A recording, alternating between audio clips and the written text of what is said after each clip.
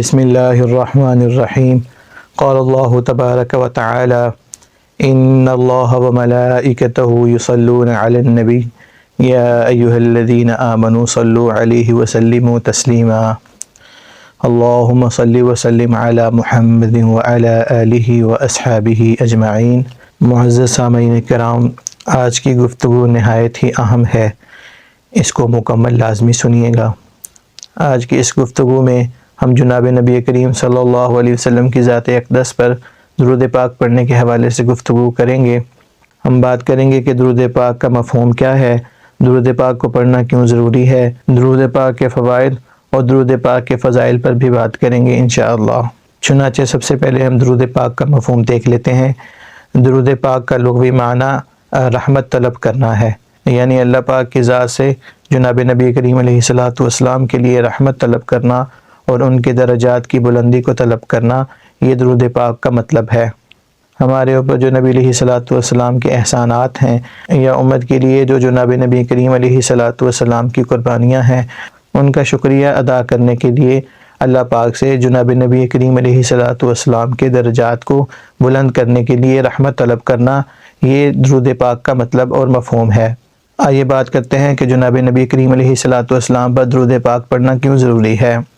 یہ جو ضروری کا لفظ میں استعمال کر رہا ہوں، یہ فرض واجب کے طور پہ تو نہیں ہے، چونکہ خود شریعت نے درود پاک کو لازم اور فرض قرار نہیں دیا، اسی لیے میرا یہ لازم لفظ بولنے کا مطلب جناب نبی کریم علیہ السلام کے احسانات کو مد نظر رکھتے ہوئے اپنے اوپر یہ لازم قرار دیں، خود اپنے اوپر یہ لازم قرار دیں کہ ہم روز کی بنیاد پر جناب نبی کریم علیہ السلام کی ذات اقدس پر درود پاک پڑھیں۔ جناب نبی کریم علیہ السلام کے ہمارے اوپر کس قدر احسانات ہیں، ان کو شمار کرنا یقیناً ناممکن ہے۔ خود جناب نبی کریم علیہ السلام نے فرمایا کہ دین کے لیے جس قدر مشکلات اور تکالیف کا سامنا مجھے کرنا پڑا ہے، اس قدر تکالیف اور مشکلات کا سامنا کسی کو بھی نہیں کرنا پڑا، یہاں تک کہ جو پچھلے انبیاء گزرے ہیں، جو جناب نبی کریم علیہ السلام کی بعثت سے پہلے نبی تھے، ان کو بھی اس قدر تکالیف نہیں پہنچیں۔ ہم ذرا یاد کریں کہ امت کی خیر خواہی کا اعلان کرنے کے بعد جناب نبی کریم علیہ السلام کو کس قدر تکالیف کا سامنا کرنا پڑا۔ جناب نبی کریم علیہ السلام کو اپنے ہی شہر اور اپنے ہی وطن میں، جہاں پہ جناب نبی کریم علیہ السلام کی جوانی گزری اور آپ کا بچپن گزرا، وہاں پر آپ کو چھپ چھپ کر رہنا پڑا، وہاں پر آپ کو سب سے زیادہ ستایا گیا۔ آپ علیہ السلام کو نہ جانے کس طرح کے لقب دیے گئے، آپ علیہ السلام کو خیر خواہی کی تبلیغ سے روکا گیا، آپ علیہ السلام کو بے ڈھنگی اور بے تکی آفریں کی گئیں، آپ علیہ السلام کو اپنے ہی شہر میں 3 سال کے لیے شعب ابی طالب میں نظر بند کر دیا گیا، آپ علیہ السلام کو اپنا آبائی علاقہ مکہ چھوڑنے پر مجبور کر دیا گیا، آپ علیہ السلام کو ہجرت پر مجبور کیا گیا۔ ذرا یاد تو کریں جناب نبی کریم علیہ السلام کا امت کے لیے وہ پہاڑوں کی چوٹیوں پر چڑھنا، وہ غار حرا اور غار ثور کی چوٹیوں پر چڑھنا، اس کے بعد جناب نبی کریم علیہ السلام کو مدینہ ہجرت کرنے کے بعد بھی چین اور سکون کی سانس لینے نہیں دی گئی، چنانچہ ان پر غزوات کو مسلط کیا گیا، آپ علیہ السلام پر جنگوں کو مسلط کیا گیا، اور ان جنگوں میں جناب نبی کریم علیہ السلام کو اپنے دندان مبارک شہید بھی کروانے کی نوبت آ پڑی۔ طائف کے میدانوں میں جناب نبی کریم علیہ السلام کو کس قدر لہو لہان کیا گیا۔ یہ سب تکالیف برداشت کرنا جناب نبی کریم علیہ السلام کا امت پر بہت بڑا احسان ہے۔ آج جو ہم کلمہ پڑھ کر مسلمان ہوئے، یہ جناب نبی کریم علیہ السلام کا احسان ہے۔ آج جو ہم نماز پڑھ رہے ہیں، یہ جناب نبی کریم علیہ السلام کا احسان ہے۔ آج جو ہم قرآن پاک کی تلاوت کر رہے ہیں، یہ جناب نبی کریم علیہ السلام کا احسان ہے۔ آج جو ہم والدین کی خدمت کر رہے ہیں، یہ جناب نبی کریم علیہ السلام کا احسان ہے۔ آج جو ہم اپنی اولاد کے ساتھ ہمدردی کر رہے ہیں، یہ جناب نبی کریم علیہ السلام کا احسان ہے۔ آج جو ہم اپنے عزیز و اقارب کے ساتھ یا وہ ہمارے ساتھ اچھا سلوک کر رہے ہیں، یہ جناب نبی کریم علیہ السلام کا احسان ہے۔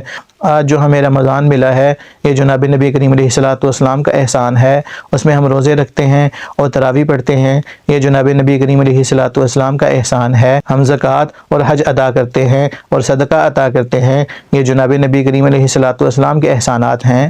آج ہمارے اخلاق اچھے ہیں، یہ جناب نبی کریم علیہ السلام کے احسانات ہیں۔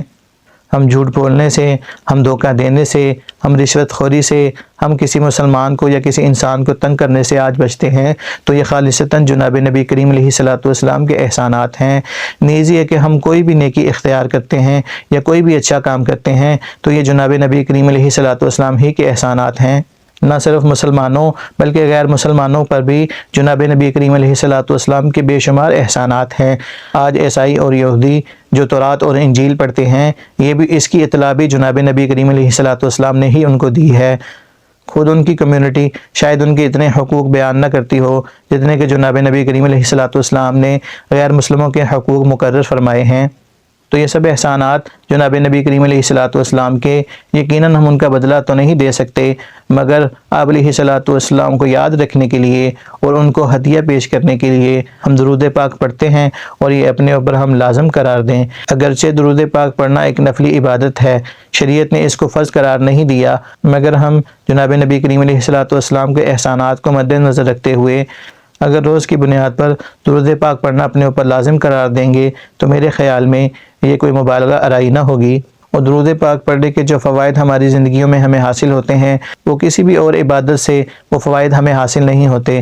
چنانچہ حضرت ابوبکر صدیق رضی اللہ تعالیٰ عنہ نے فرمایا کہ آگ کو ٹھنڈا پانی اس قدر جلدی نہیں بجھاتا جس قدر درود پاک انسان کے دل کی ظلمتوں کو ختم کرتا ہے۔ ہماری زندگیوں میں ہمیں کوئی بھی پریشانی لاحق ہو، وہ قرض کی ادائیگی ہو، وہ رشتوں کے حوالے سے پریشانی ہو، وہ رزق وغیرہ کی پریشانیاں ہوں، درود پاک پڑھنے سے تمام پریشانیوں کا حل نکلتا ہے۔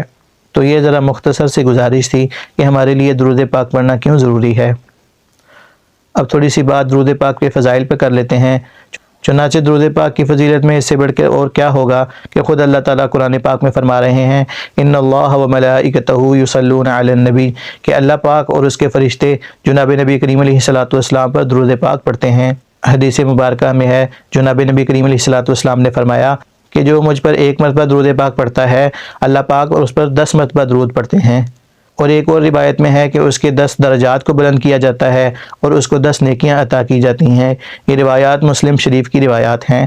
ایک حدیث پاک میں ہے، جناب نبی کریم علیہ الصلوۃ والسلام نے فرمایا کہ مجھ پر زیادہ درود پاک پڑھنے والا بروز قیامت میرے زیادہ قریب ہوگا۔ تو معزز سامعین، آج کی گفتگو میں یہی گزارش ہے کہ ہم روزمرہ کی بنیاد پر جناب نبی کریم علیہ الصلوۃ والسلام پر درود پڑھنے کو لازم پکڑیں۔ وآخر دعوانا ان الحمد للہ رب العالمین۔